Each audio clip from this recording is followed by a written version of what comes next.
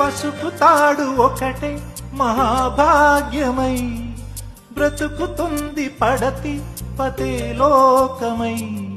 మగని మంచి కోసం పడే ఆర్తిలో సతిని మించగలరా మరే ఆప్తులు.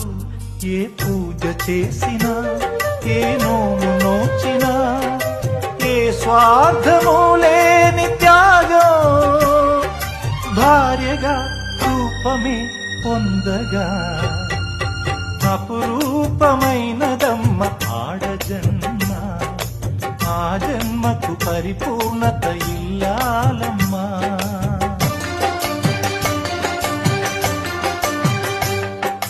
అపురూపమైనదమ్మ ఆడజన్మ.